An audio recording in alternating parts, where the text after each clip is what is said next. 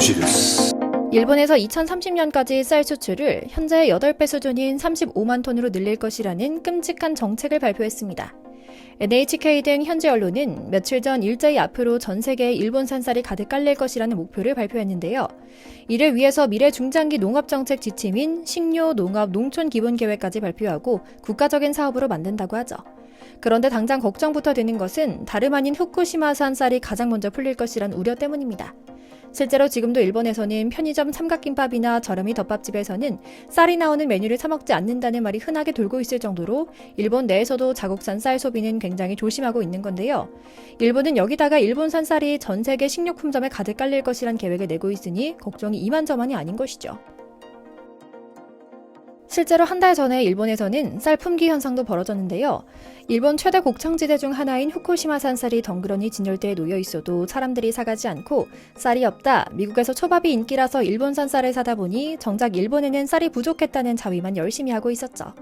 그런데 진짜 문제는 당장 일본산 쌀을 수출한다는 것이라는 단편적인 것만은 아닙니다. 계속 은은하게 말씀드리는 것처럼 소위 방사능 쌀이 전 세계로 유통되기 시작한다는 두려움이 있는 건데요. 일본은 아직도 방사능 오염수 문제가 제대로 해결되지 않은 상황, 후쿠시마가 제대로 복원되기까지는 100년도 더 걸리면서도 이걸 모르쇠로 일관하면서 총리가 후쿠시마산 수산물과 농산물을 먹는 쇼를 펼치기도 하고 후쿠시마 관광 광고를 때리면서 이미지 세탁을 시도하고 있다는 게 기만이고 사기가 아닌가 싶죠. 오늘은 여전히 존재하지만 일본에서는 애써 모른 척하고 있는 일본의 방사능 문제의 실태에 대한 이야기 이모저모를 전해드리려고 합니다. 먼저 잠시 저희 광화문브리핑 채널 구독 설정도 부탁드리고요. 최근 들어 여러 가지 문제로 날새운 관계를 가져가던 일본과 중국이 이번에 방사능 오염수 문제로 또 맞서게 됐습니다. 얼마 전부터 중국은 일본 후쿠시마 원전 내에 오염수 보관 탱크에 들어가 오염수를 직접 채취하는 일을 맡게 됐거든요. 그동안 중국이 끊임없이 일본의 오염수 모니터링을 요구했지만 일본이 주권 침해라며 난색을 표현하다 중국이 국제원자력기구의 형식으로 들어오는 쪽으로 정리되며 중국이 직접 일본 원전에 진입하게 된 것이었죠. 당연히 일본 정치권은 난리가 났고요. 물론 지나친 오염수 문제의 정치적 논의는 경계해야 합니다.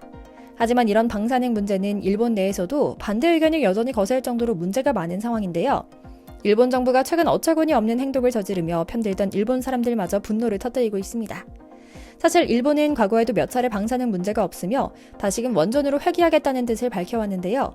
이제는 아예 누구라도 인정하는 방사능의 부작용을 아무런 문제가 없으며 우리 생활 속에 늘 있는 문제다라고 호도하는 애니메이션을 만들었다가 일본 사람들로부터 직격탄을 맞고 있죠.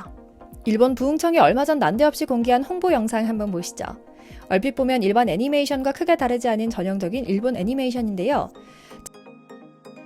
자막을 켜고 내용을 보니 깜짝 놀랄만한 내용으로 가득했습니다.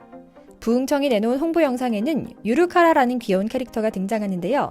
깜찍한 모습의 유루카라는 빗물이나 바닷물, 수돗물 속을 떠다닙니다.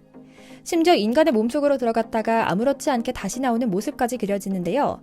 보기에는 전혀 위험해 보이지 않고 그저 귀엽기만 하죠. 하지만 사실 이 유루카라의 정체는 방사성 물질인 트리튬, 삼중수소를 형상화한 것이었습니다. 트리튬은 일상생활에서 흔히 볼 수 있는 야광물질 혹은 형광물질에 사용되는 원료라고 이해하면 쉬울 것 같습니다. 형광봉이나 야광별 같은 것들이요. 이 외에도 군대용 소총이나 수소폭탄 원료, 핵 융합 재료로 이용되죠. 문제는 후쿠시마 방사능 오염수에서 이 트리튬을 걸러내는 기술이 없다는 것입니다. 일부에서는 극수량일 경우에는 인체에 전혀 해가 없으며 몸에 쌓이지 않고 배출된다고 말하고 있지만 사실 입증된 것은 아무것도 없습니다. 게다가 후쿠시마 폐수의 경우 고농도 트리튬이 축적되어 있습니다. 고농도 트리튬에 지속 노출될 경우 세포 사멸, DNA 등 유전적 손상, 생식기능 저해 등의 위험성이 늘어난다고 학계에 보고되어 있는데요. 이 만화는 그런 부작용을 알리지 않고 귀여운 캐릭터를 이용해 트리튬을 미화한 것입니다. 트리튬은 빗물, 바닷물, 수돗물이나 인체에도 존재하는 자연물질이며 체내에 들어가도 축적되지 않고 물과 함께 배출된다며 사람들을 속이고 있는 것이죠. 그렇다 보니 일본인들마저 이 애니메이션 홍보 영상을 보고 분노를 감추지 않았습니다. 일본 현지 마이니치 신문을 비롯한 다른 매체에서도 비판의 목소리를 높일 정도로 정말 선을 넘었다는 평이 가득했죠. 빗발치는 항의에 견디다 못한 일본 부흥청은 영상을 공개한 지 하루 만에 홍보물을 삭제하고 캐릭터를 변경하겠다고 밝혔지만 말입니다. 뿐만 아닙니다. 최근 도호쿠 대지진 전조 증상으로 지속적으로 일어나는 지진, 태풍, 홍수 등으로 땅이 뒤집어지면서 일본 내륙의 주택가와 강물에서 방사능 물질 세슘의 농도가 급증한 것으로 드러난 건데요. 그린피스가 현지 측정을 통해 확인한 결과 이 강물은 결국 바다로 흘러가 우리네 밥상으로 올라오게 될 것이라는 경고장을 날린 것이었죠. 태풍과 지진이 번갈아 오던 몇 달 전 그린피스가 특수 드론을 띄워 후쿠시마 일대 방사능 수치를 측정했는데요. 강 쪽에서 깜짝 놀랄 정도로 고농도의 방사성 물질이 확인됩니다. 이 일대에서 검출된 방사성 신호는 초당 1,800에서 2,300개였는데요. 일본 정부가 접근을 금지하는 방사능 위험 지역에서 검출되는 방사선 신호가 1,500개인 것과 비교하면 최대 50% 이상 높은 수치였죠. 일본 정부가 일상생활이 가능하다고 보증한 지역에서 방사능 농도가 치솟은 상황에 일본 정부도 당혹감을 감추지 못하고 있고요. 하지만 공식 발표는 여전히 모르셉니다.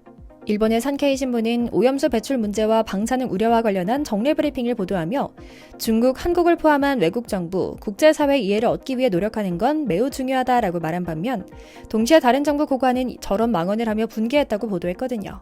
실제로 일본의 행동을 보면 주변국인 한국과 중국의 반발은 개의치 않겠다는 의도가 보입니다. 일본이 미국의 지지를 끌어내기 위해 상당한 공을 들였지만 한국 정부에는 발표가 임박한 시점에서야 일방적 통보에 그쳤던 것만 봐도 그렇습니다. 심지어 일본 부총리도 이번 문제를 놓고 전혀 문제가 없다는 황당한 발언을 쏟아냈죠. 그는 그 물을 마시더라도 별일 없다라며 중국이나 한국의 원전이 바다에 방출하고 있는 것에 비교했을 때 아무것도 아닌 수준이라는 억지 주장을 펼쳤습니다. 게다가 오염수라고 표현하지 않고 물이라고 표현하는 것도 참 거슬리고요.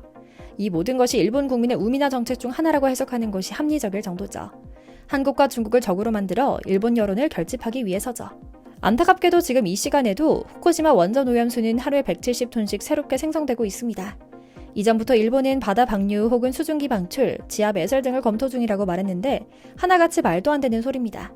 국제환경단체 그린피스는 2차 처리를 거친다 해도 방출은 안 된다고 못 받기도 했는데요. 그린피스의 수석 숀 버니 씨는 1차 처리에서 핵종 제거 장치 기술은 실패했다. 2차 처리에서는 어떻게 효과를 낼지 의문이라며 일본의 핵 제거 기술에 대해 우려를 표했죠. 아직까지는 일본의 기술력이 너무 부족하다는 것입니다. 결국 방법은 단 하나. 환경 피해를 최소화하기 위해 탱크를 더 만들어 장기 보관하고 추가로 핵종 제거 기술을 개발할 때까지 기다리는 방법뿐이죠. 하지만 일본 정부와 도쿄전력은 완강합니다. 원자로 폐로 작업 때문에 오염수 저장 탱크를 더 설치할 부지가 없다는 말도 안 되는 소리만 반복하는 중인데요. 적은 양도 아닌 막대한 양의 오염수를 바다에 방류하거나 대기로 날려보내고 나면 돌이킬 수 없는 일이 되는데요. 그 뒷감당은 어찌하려는지 걱정이 이만저만이 아니죠. 해산물을 좋아하는 한국인들 입맛에 맞춰 지금도 일본산 수산물이 매년 3만 톤이 수입되고 있는 안타까운 상황 속에서 한국은 여러 가지 방어를 위해 최선을 다해왔습니다.